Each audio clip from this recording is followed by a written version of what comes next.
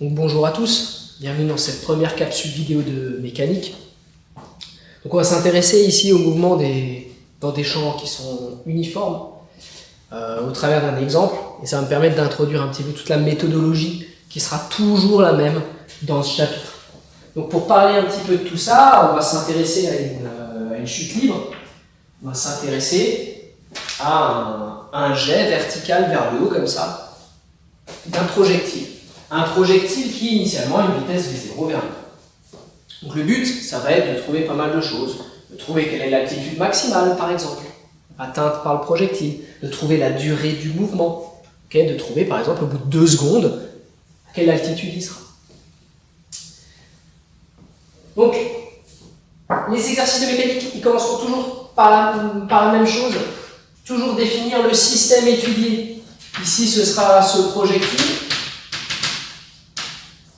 Plus précisément, je vais m'intéresser, en tout cas c'est le cas au lycée, dans le lycée général, on va s'intéresser au mouvement uniquement du centre d'inertie, au centre de masse du système.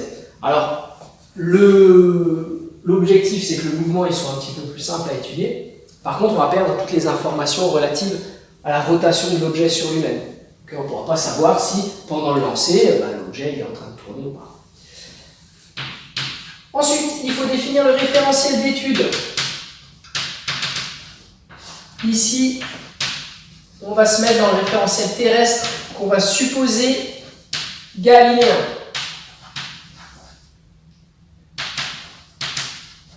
Pour pouvoir y appliquer la deuxième loi de Newton.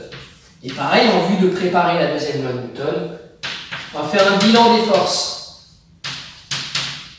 Alors, quelles sont les forces qui s'appliquent ici ? Je l'ai dit au départ, on va faire l'hypothèse que le projectile est en chute libre. En physique, être en chute libre, ça veut dire n'être soumis qu'à son poids. Donc il n'y aura pas de force de frottement, par exemple. Donc, une seule force dont il faut tenir compte, c'est le poids. Et qu'on rappelle, le poids est proportionnel à la masse, mg. Petit 4, on applique la deuxième loi de Newton. D'après la deuxième loi de Newton. Donc qu'est-ce qu'elle nous dit cette loi? Elle nous dit que la somme des forces extérieures au système qui s'appliquent sur le système est égale à la masse du système fois l'accélération du centre de masse. Alors, pour rappel, l'accélération, par définition, c'est la dérivée du vecteur vitesse. Dans les vidéos qui vont suivre, très souvent, à la place de dérivée, je dirais variation. Alors, en fait, la dérivée, c'est la dérivée du vecteur vitesse, c'est simplement une variation de vecteur vitesse, mais entre deux instants qui sont très proches. Quand la limite de la durée entre les deux instants tend vers 0, c'est ça. Et je veux insister sur le sens physique. Donc qu'est-ce qu'elle veut dire, cette loi de Newton? Elle veut dire à quoi ça sert une force? Une force, ça sert à faire varier le vecteur vitesse. Autrement dit, ça peut l'agrandir, le rétrécir, ou ça peut lui faire changer de direction. Donc une force, ça sert à aller plus vite ou moins vite, ou à tourner. Et donc tout de suite, on trouve que cette relation, elle est cohérente avec la première loi de Newton, qui dit que si la somme des forces est nulle, on peut être immobile. Oui, quand tu es immobile, la vitesse elle augmente ou diminue pas, et tu ne tournes pas. Ou le mobile peut être en mouvement rectiligne uniforme, il peut aller tout droit à vitesse constante. Donc retenez bien ça parce que c'est contre-intuitif. Une force, ça ne sert pas à avancer, ça ne sert pas à reculer, ça sert à tourner, ou aller plus vite, ou aller moins vite. Donc appliquons cette deuxième loi de Newton au cas qui nous intéresse. Donc la somme des forces, on a vu, c'était le poids. Donc le poids, c'est égal à ma. Donc mg, c'est égal à ma. Donc l'accélération, c'est égal à g. Et là, il faut que je fasse un commentaire. Ici, j'ai barré les masses, ce qui est une opération mathématique anodine, mais qui a des grosses conséquences en physique et qui est contre-intuitive. La masse se simplifie, elle n'intervient plus de toute l'étude. Ce qui veut dire qu'en fait, votre projectile que ce soit une petite craie de quelques grammes ou un semi-remorque de plusieurs tonnes, je vais obtenir exactement le même mouvement. Ça vient du fait qu'on a fait l'hypothèse qu'il est en chute libre. Si vous aviez, et vraiment ça marche, hein, vous avez une enceinte qui est débarrassée de tout air, qui empêche tout frottement avec l'air, vraiment vous balancez une craie ou un stylo, une boule de bowling, une boule de canon, si au départ il y a la même vitesse, ils auront exactement le même mouvement. Ce qu'on appelle l'universalité de la chute libre. Plutôt le mettre ici. Universalité de la chute libre.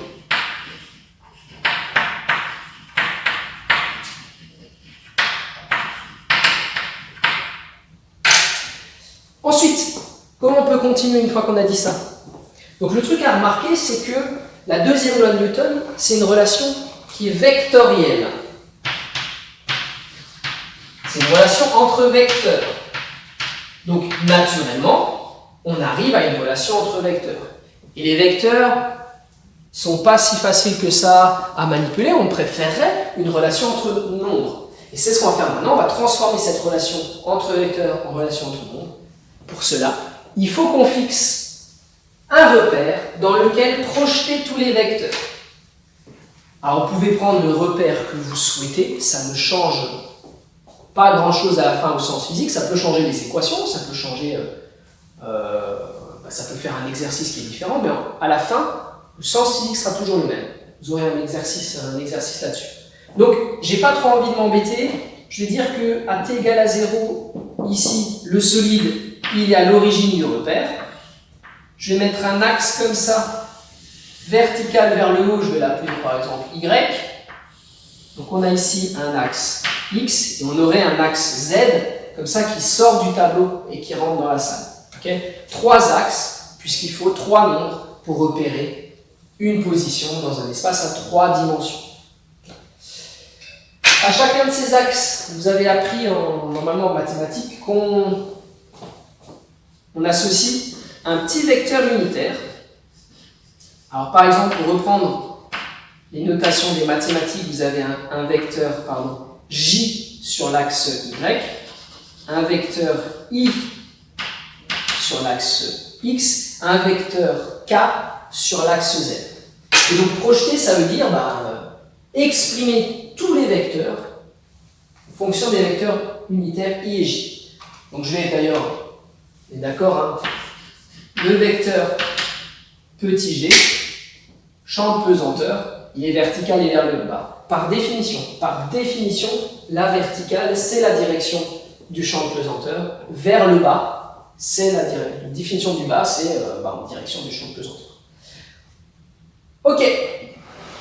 Alors on va projeter. Donc, petit g, comment je peux l'écrire? Petit g, je vais le noter là. Il est uniquement vertical. Ça veut dire qu'en fait, je peux l'exprimer en fonction de j. C'est simplement, il faut savoir, sa norme, je vais la noter g. C'est dans la direction du vecteur moins j. Okay, il est vertical, mais il est vers le bas, donc dans la direction du vecteur moins j. Et la longueur de ce vecteur, la norme de ce vecteur, c'est grand G. Donc en fait, G, je peux l'exprimer dans cette base comme moins G fois J. Ou, pour que ce soit très explicite, c'est 0 fois I, moins G fois J, plus 0 fois le vecteur K. Alors ça, on va le noter comme ça. Donc l'accélération, c'est le même vecteur que G. Donc l'accélération, je vais noter ici ce nombre-là, ce qu'on appelle la coordonnée sur l'axe X de G, donc 0. Suivant J, la coordonnée, c'est moins G. Et suivant K, la coordonnée, c'est 0. Ok. Donc on a une relation entre nombres. Donc là, j'ai donc mon vecteur accélération, et on va juste donner du sens à ça. Qu'est-ce que ça veut dire? L'accélération suivant x, c'est 0, ça veut dire que la vitesse ici, horizontalement, elle ne va pas varier. C'est ça ce que ça veut dire. Accélération suivant Z, la vitesse ne va pas varier suivant Z. Par contre, elle va varier verticalement. C'est bien ce qui va se passer. Vous allez avoir votre vitesse qui est au départ verticale vers le haut, qui va petit à petit diminuer au fur et à mesure que le temps avance. Alors on peut même aller plus loin que ça. G, bon, c'est 9,80, on va dire c'est 10. Ok, G c'est à peu près 10. Alors c'est des newtons par kilogramme. Ok, mais comme c'est aussi une accélération, c'est également des mètres secondes moins 2. Alors pour rappel, bien sûr, jour d'un examen, on vous dit quelle est l'unité de l'accélération, mètres secondes moins 2. Il faut bien retenir qu'est-ce que ça veut dire G vaut 10 mètres secondes moins 2. C'est que l'accélération vaut 10 mètres par seconde par seconde. La vitesse, chaque seconde, va varier 10 mètres par seconde. Et donc si on part par exemple, on se dit V0 au départ c'est 30 mètres par seconde, qu'est-ce que ça veut dire? Si elle varie de 10 mètres par seconde, chaque seconde, au bout d'une seconde, elle aura varié de 10, j'aurai une vitesse verticale de 20 mètres par seconde. Au bout de 2 secondes, j'aurai une vitesse de 10 mètres par seconde. Au bout de 3 secondes, j'aurai une vitesse de 0. Et au bout de 4 secondes, une vitesse de moins 10. Donc 10 vers le bas. 5 secondes, 20 vers le bas. 6 secondes, 30 mètres par seconde vers le bas. Et juste en raisonnant comme ça, un petit peu avec les mains, on se rend déjà compte qu'il y a un mouvement qui est symétrique. Il y a 3 secondes de montée, 3 secondes de descente, que la hauteur maximum atteinte, ce sera autour de t égale 3 secondes, etc. Donc gardez ça en tête. Si on veut être plus précis, essayez de voir, essayer de démontrer ce que je viens de dire mathématiquement. Il faut essayer de, ce qu'on dit, c'est qu'il faut essayer de trouver une vitesse à partir d'une accélération. Or, le lien entre les deux, c'est la dérivée de la vitesse. Alors, petit point mathématique, ça veut dire que pour passer de la vitesse à l'accélération, on dérive. Quand vous faites l'inverse, on dit on primitive. Donc, la vitesse, lorsqu'on la dérive, quand je dérive sa valeur suivant l'axe X, j'obtiens 0. Quand je dérive sa valeur suivant l'axe Y, j'obtiens moins G. Quand je dérive ici sa coordonnée suivant l'axe Z, j'obtiens 0. Alors, si vous vous souvenez de votre cours de mathématiques, qu'est-ce que je peux dériver qui me donne 0? C'est une constante. Alors tu dois le retenir du point de vue mathématique, dériver une constante, ça donne 0. Et réfléchis bien au sens physique. Dériver, je te l'ai dit, ça veut dire variation. Si la variation est nulle, ça veut bien dire qu'ici on a quelque chose qui est constant. Donc là, je vais noter une constante, je vais noter K, genre K1. Pareil ici, la vitesse suivant Z, c'est une constante. Je vais la noter de K3.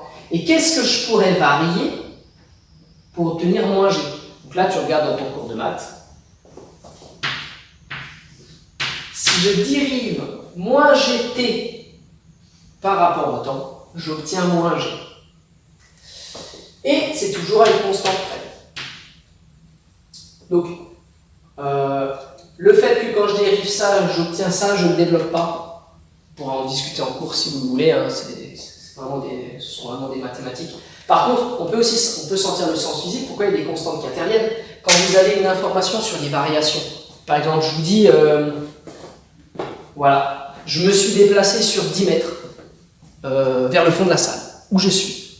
Vous allez me répondre, ça dépend d'où je suis parti. Ok? Quand tu as une indication sur les variations, c'est toujours à une constante près. Si j'étais ici et que je me balade de 10 mètres vers le fond de la salle, je suis 10 mètres un petit peu plus loin. Si j'étais au fond du tableau, à la fin, je suis 10 mètres plus loin, etc., etc., etc. Il y aura toujours des constantes qui apparaissent quand on primitive. Mais on ne va pas laisser ça. On peut déterminer la valeur de ces primitives. puisqu'on sait qu'à t égale à 0, la vitesse vaut v0 selon l'axe y. Or, à t égale à 0, que me donnent les expressions qui sont ici? Vx, ça vaut k1. Vy, ça vaut moins g fois 0. Parce que là, ça t égale à 0. Donc ça va faire 0. Ça me fait k2. Et Vz, ça me fait k3. Donc les conditions initiales nous disent qu'au début, ça vaut k1, mais ça vaut aussi 0 au départ. Suivant y, ça vaut v0. Et suivant z, ça vaut 0. Donc k1 vaut 0, k2 vaut v0, k3 vaut 0. Et j'obtiens au final une expression de la vitesse comme ça. Vx 0, Vy moins gt plus v0 et Vz 0. Et vous notez qu'on retrouve exactement notre petit raisonnement intuitif. Okay, on avait pris G10, V0 30 mètres par seconde. Au bout d'une seconde, ça me ferait 30 moins 10 fois 1, ce qui fait bien 20.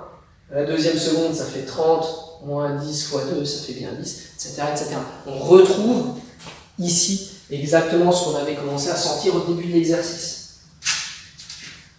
Si maintenant je veux la position au cours du temps, même chose.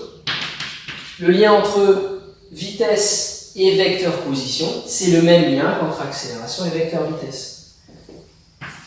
Donc le vecteur position OM est un vecteur, quand je dérive la position suivant l'axe X du centre de masse, je dois obtenir 0. Ici c'est une constante, alors je vais l'appeler K4. Lorsque je dérive la position suivant Y, par contre, je dois obtenir moins gt plus V0. Alors là, pareil, je vous renvoie à votre cours de mathématiques. Pour obtenir moins gt, en fait, si vous dérivez gt carré, vous avez 2 qui va descendre, ça va faire 2 gt. Si je veux enlever le 2, il me faut un facteur 1,5 devant. Plus V0t, plus une constante, toujours à une constante près. Et ensuite z de t, ça va me donner une constante K6. Pareil, comment je fais pour déterminer les constantes? Je me place à t égale à 0. À t égale à 0, j'ai décidé que le mobile était à l'origine du vecteur, du repère, pardon. Donc ses coordonnées de départ, c'est 0, 0, 0. Donc on va trouver que ça vaut 0, ça vaut 0 et ça vaut 0. On va quand même l'écrire un petit peu proprement. Ça va être un petit peu le bordel. On va l'écrire ici. Et ensuite, je ferai une conclusion sur un tableau propre. Donc à t égale à 0, on a OM t égale à 0 qui vaudra K4 qui vaut 0. Y qui vaut, ici ça va me donner 0, ici ça va me donner 0, il me restera K5 qui vaut 0, car on est à l'origine du repère au départ, et puis K6 qui vaut 0. Au final, le vecteur position, il aura simplement cette expression-là.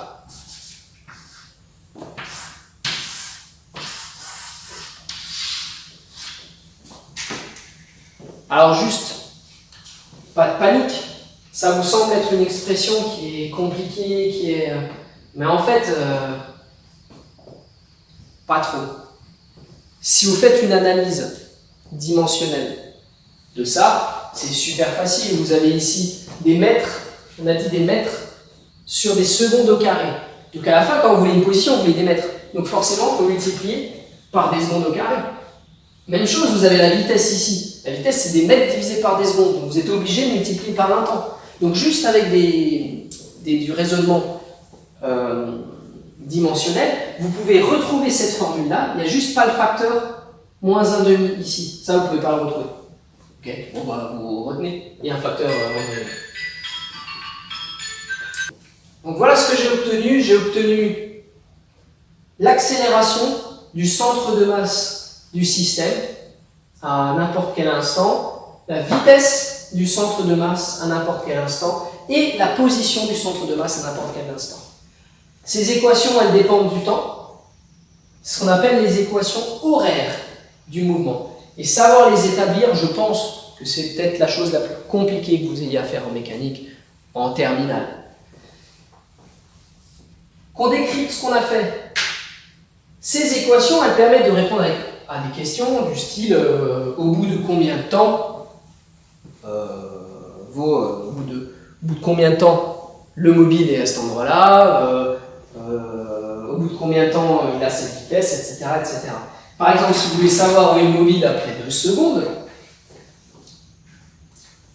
bah, vous remplacez ici t par 2. Donc j'avais donné ici V0 c'est 30, G c'est à peu près 10, c'est 9,8. Vous faites ce calcul en remplaçant t par 2, vous avez l'altitude du mobile après 2 secondes. Ok. Alors les questions qu'on me pose souvent, c'est par exemple, c'est ce que je vous ai dit, voilà, quelle est l'altitude maximale atteinte par le mobile? A priori, on ne sait pas trop. En fait, il faut trouver, cas de particulier, la position pour laquelle le solide a une hauteur qui est maximale. Qu'est-ce qu'il y a de particulier quand il est en haut de sa trajectoire? Alors vous pouvez y réfléchir, on l'avait trouvé tout à l'heure avec notre petit raisonnement qualitatif. Okay, on avait 30 mètres par seconde vers le haut au départ, et chaque seconde je perds 10 mètres par seconde, donc 30 mètres par seconde vers le haut, 20 mètres par seconde vers le haut, 10 mètres par seconde vers le haut, 0 mètres par seconde vers le haut, moins 10, donc 10 vers le bas, 20 vers le bas, 30 vers le bas. En fait, au maximum de sa trajectoire, le mobile, bah, il a une vitesse qui est nulle. Donc en fait, au bout de combien de temps? Je vais le mettre ici. Donc question classique.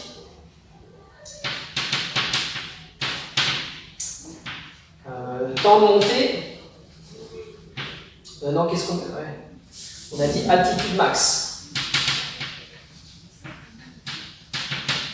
Donc pour répondre à cette question, il faut d'abord trouver T, que j'ai appelé Tm pour temps de montée, le temps nécessaire au mobile pour monter. Pour trouver ça, il faut savoir que la vitesse au bout du temps de montée, elle vaut 0. Et une fois que vous avez le temps de monter, bah, il suffit de réinjecter là et calculer Y pour le temps de montée. Bon allez, je vous le fais, c'est pour moi. Donc je remplace ici, on a un mouvement qui se passe sur une dimension. On l'a pas dit ça, mais il ne se passe rien sur l'axe X, il ne se passe rien sur l'axe Z, on a donc un mouvement qui se fait uniquement sur l'axe Y. On a un mouvement qui est rectiligne. D'ailleurs l'accélération ici elle est constante, c'est donc un mouvement rectiligne uniformément accéléré. Comme ça qu'on appelle un peu de vocabulaire. Blablabla. Donc, je fais ça égal à 0. Donc, 0 égale moins G T de montée plus V0. Autrement dit, le temps de montée, paf, paf, je fais ça, je retourne à gauche, blablabla, tu sais faire. Ça va me donner V0 sur G. On regarde si c'est cohérent. Déjà, au niveau des unités, vous avez des mètres par seconde sur des mètres seconde moins 2. Les mètres se simplifient. Qu'est-ce que ça fait des mètres, des secondes moins 1 pardon, divisé par des secondes moins 2? Ça fait des secondes moins 1 fois des secondes au carré. Et bien ça fait bien des secondes. C'est homogène. Est-ce que c'est cohérent? Est-ce que plus V0 est grand, plus le temps de montée est grand? Bah oui, on a envie de le dire, hein. Oui bien sûr, plus je vais lancer rapidement vers le haut, bah plus le temps de montée sera élevé. A l'inverse, plus la gravité elle est grande, plus la pesanteur elle est grande, bah, plus le temps de montée sera petit. Ou à l'inverse, plus la gravité est petite, plus le temps de montée sera grand. Si je fais la même chose sur la Lune que sur la Terre, et ben, il montera pendant un temps plus grand. Donc tout ça, ça a l'air cohérent. Et on peut trouver aussi, voilà, si V0 il vaut 0, si je n'envoie pas de vitesse vers le haut, bah, le temps de montée c'est 0, il ne monte jamais. Ok, une fois que j'ai le temps de monter, pareil, vous pouvez faire des applications numériques, hein, et on va retrouver, on avait dit 3 secondes vers le haut, 3 secondes vers le bas. Ben, si les 0 c'est 30 et G c'est 10, on retrouve bien nos 3 secondes de montée. Si je veux trouver l'altitude max, je réinjecte ça ici. Donc l'altitude max, on va l'appeler grand H. Donc grand H, c'est moins 1,5 de G et à place de T montée, donc ça fait V0 sur G carré, plus V0 fois V0 sur G. Alors là, tu vois qu'il y a quelque chose de bien qui va se passer. C'est que là, tu vas avoir moins 1,5 de alors V0 carré sur G au carré, le tout fois G. Il me reste un V0 carré sur G. Plus V0 fois V0, c'est V0 carré sur G. Donc j'ai V0 carré sur G moins 1,5 de V0 carré sur G. Donc j'ai, si tu veux, machin, moins 1,5 de machin. Donc ça me donne 1,5 de machin. Je trouve V0 carré sur 2G. Je regarde si c'est cohérent. Déjà au niveau des unités, ça c'est des mètres par seconde. Au carré, ça fait des mètres carrés seconde moins 2. Tu divises par des mètres seconde moins 2. Les secondes moins 2, ils se dégagent. Le mètre, il dégage le carré. On a bien ici des mètres. C'est cohérent. On retrouve de plus que plus la vitesse initiale elle est grande, plus la hauteur atteinte elle est grande. Et plus la gravité elle est petite, plus l'altitude atteinte elle est grande. Ça y montera plus haut sur la Lune que si on fait se lancer sur la Terre. Donc voilà une question un peu classique. Il y en a une autre, c'est quelle est la durée du mouvement. Okay. Donc ici pareil, on va essayer de trouver qu'est-ce qu'il y a de particulier quand le mouvement s'arrête. Bon alors là c'est beaucoup plus trivial je trouve que la question précédente. Le mouvement il s'arrête quand le centre de masse retourne à l'origine du repère. Okay. J'en vois, hop, quand il revient au même endroit, quand il a terminé son aller-retour, il est au même endroit. Donc on va appeler ça TF. Temps, voilà, pour que le mouvement soit terminé. Donc, il faut résoudre la position ici, ça vaut 0. 0 égale moins 1,5 de GTF carré plus V0TF. Alors tu remarques que cette équation, elle a deux solutions. Une qui est évidente, c'est si t égale à 0. C'est normal, si t égale à 0, on est à l'origine du repère. Ce n'est pas cette solution qui va nous intéresser. Donc là, on peut faire un truc assez sympa. Quand on sait que TF, il ne vaut pas 0, on divise par TF des deux côtés. Hop, et à la place d'une équation du deuxième degré, on a une équation du premier degré. Et on trouve TF, ça vaut V0 de V0 sur G. Pareil, plus la durée du mouvement est grande, plus V0 est grand, plus la durée du mouvement est grande, et plus G est petit, plus la durée du mouvement est grande. On peut même, si vous revenez un petit peu en arrière, on avait trouvé un temps de montée qui valait V0 sur G. Donc on trouve bien que le mouvement il est symétrique, c'est-à-dire qu'il a un temps de montée V0 sur G, un temps de descente V0 sur G, et donc au final, le temps total du mouvement c'est 2V0 sur G. Au final, pour déterminer les équations horaires, il faut suivre un raisonnement de ce type. Première chose, il faut bien définir le système, puis le référentiel d'étude, faire un bilan des forces, appliquer la deuxième loi de Newton.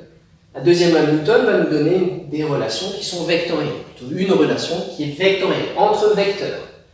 Du coup, on n'est pas content, on projette ces vecteurs sur des axes pour avoir des relations entre nombres, ce qu'on appelle des relations entre scalaires. Une fois qu'on a une relation entre nombres, pour l'accélération, on primitive les coordonnées de l'accélération pour avoir ceux de la vitesse. On se souvient que quand on primitive, il y a des constantes qui apparaissent. Pour les enlever, je me place à t égale à 0 pour déterminer leur valeur. Même chose, je primitive les coordonnées de la vitesse pour avoir les coordonnées de la position. Là aussi, cette opération-là de primitif fait apparaître des constantes. Je me place à t égale à 0 pour déterminer leur valeur. Une fois que vous avez fait ça, vous avez les équations horaires. Il n'y a plus qu'à savoir les manipuler.